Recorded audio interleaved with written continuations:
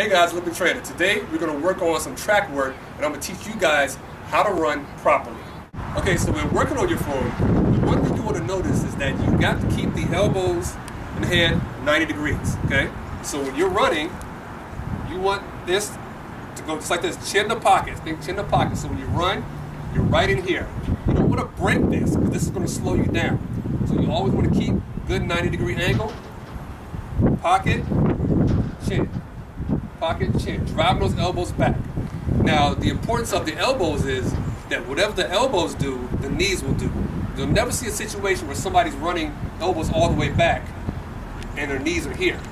Nor will you ever see a situation where somebody's knees are here and their elbows are right here. What the elbows do, the knees do. The further back the elbows go, the higher the knees go. So when you're running, you're here. This position here. Still trying to keep that 90 degrees. And these knees come up. This should all be in unison. So when it goes back, this comes up. Up. So when you're running, you're literally here. Here. Here. If you don't drive the elbows back, you're going to end up here. And that's going to compromise your stride length. Right? Also, your chin. You want to be sure you're keeping your chin not straight up, but not tucked in. You tuck in, you can cut off your breathing, and it breaks your posture.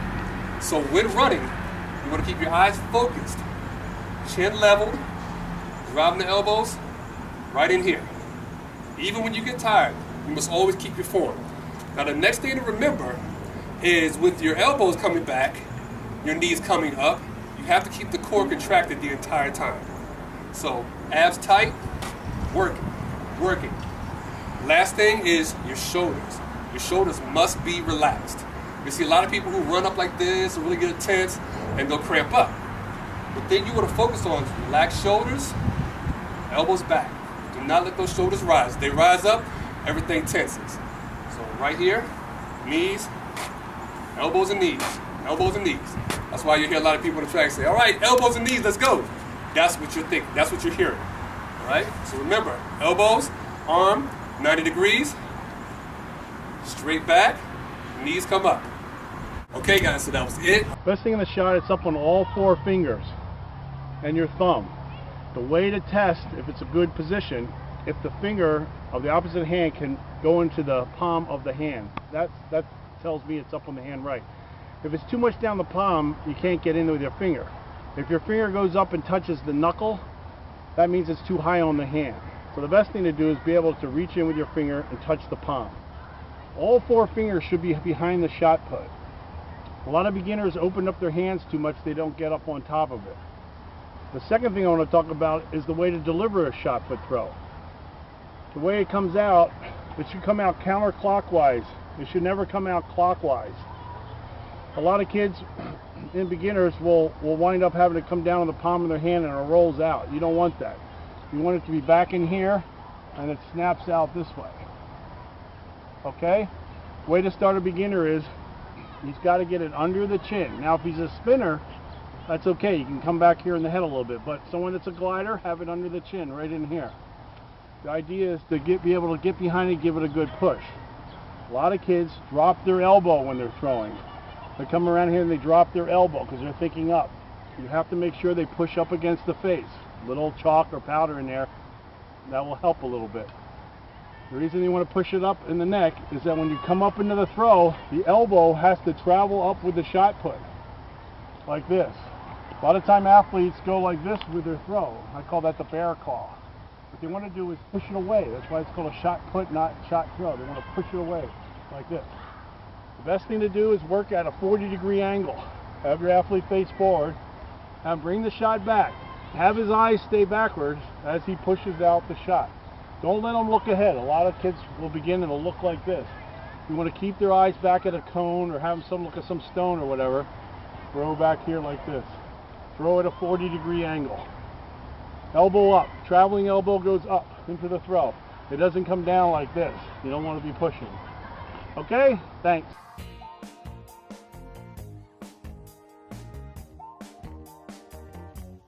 Before you begin throwing, it is crucial to stretch and warm up properly to prevent injury.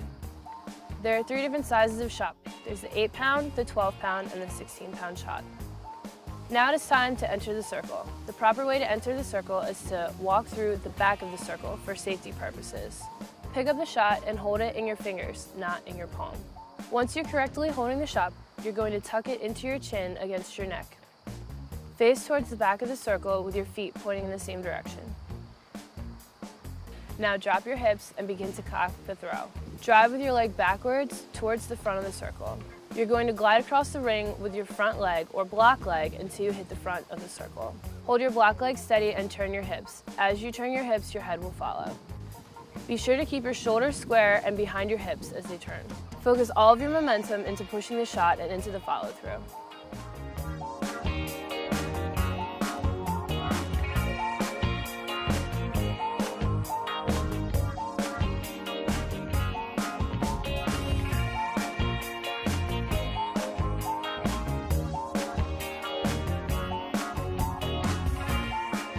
First things first, grip. Just space out your fingers, and when you release the discus, the most important part is you release it and you kind of like grab it, I guess, and so it spins this way. Second part is stance. This is just the power, it's the basics, there's no spin to it, and you just want to load your knees and really explode out there. Watch out, Tay-Tay! Also important to make sure no one's in the field in front of you. That could be bad. Yeah, it's the power, so you just release it, and it's all in the hips, so you want to snap your hips, and I don't have the best left arm, but ideally your left arm comes across and really opens your chest and snaps it and brings your hips across. There's basically 4 parts to the spin, which is the full discus thing, and you want to get low, you set the hip, and this would be kind of one position.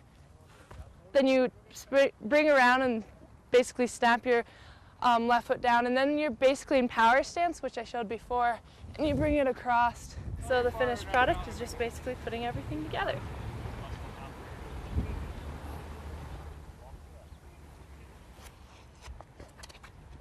Seeing Kirsten do it so smoothly gave me confidence. Just to be said. We now have Harting to take his 4th throw of the competition.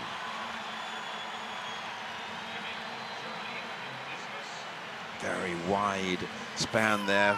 Flings that discus. That looks just about perfect. Oh yes, it's getting closer to 70 meters as well. Harting increases his lead. This final throw by our champion, Robert Harting. Hi, my name's Mervyn Luckwell and I'm UK #1 javelin thrower for the UK. This is the javelin that I throw. It's a 800 grams javelin. It's about 7'3" tall, I think. And I'm going to talk you through exactly how I kind of throw the javelin. So we basically normally start off with the back of the runway up there, running in a forward momentum like this here. We literally come running into here. At about this point, this is where we would turn and start our crossover strides here. We'd come steaming in here at a very good pace. At this point here, this is where we call our last 3 strides. This is where we literally land there and then pull our body underneath the javelin and ready to release the javelin there.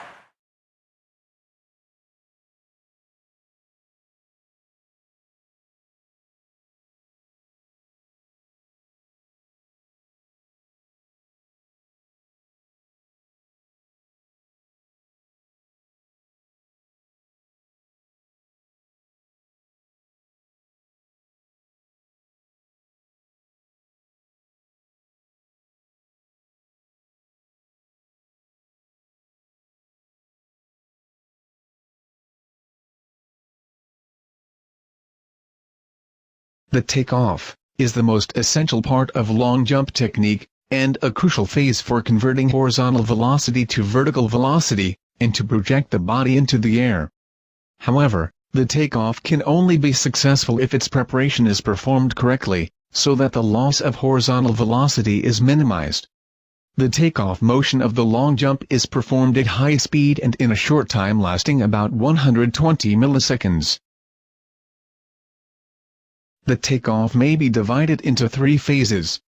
The placement of the foot, an initial, or isometric phase, during which the angle of the knee joint remains practically unchanged. a middle phase, often described as eccentric, or amortizing, in which the knee joint angle decreases. And a final phase, the push-off phase, also described as concentric, in which the knee joint angle increases.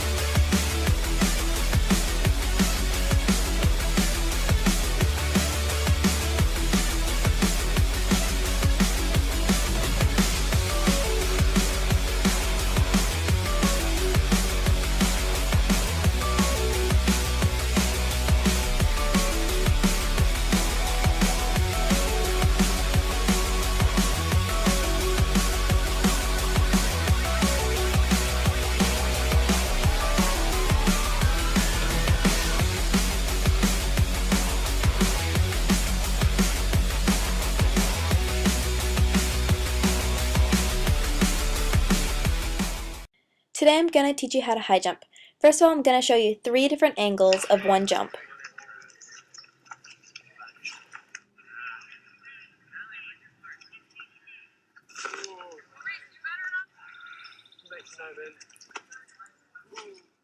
Some things you'll need are spikes, either jumping or sprinting. The difference is that sprinting spikes have spikes just at the toe, whereas jumping spikes have spikes at the toe and the heel.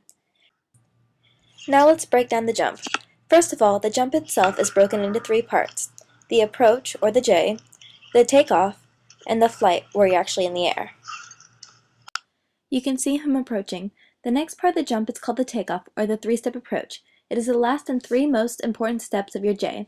For the first of my 3 steps, I make my right foot parallel to the mat, take a step with my left foot, and then jump off my right foot right before the halfway mark on the mat. The last part of the jump is called the flight. It is the part of the jump where you're in the air. You'll want to jump as high as you can, and when you reach the process of going up, drive your knee and lead arm up for more height. When you're at the peak of your jump, arch your back, thrust your hips, and right before your butt goes over the bar, kick your legs up. Before you land, tuck your chin so you don't hurt your neck. You can see him doing his approach, or his J, jumping up, thrusting his lead knee and arm up for extra height, arching his back and thrusting his hips, then kicking his feet right when his butt crosses over the bar, and then tucking his chin before.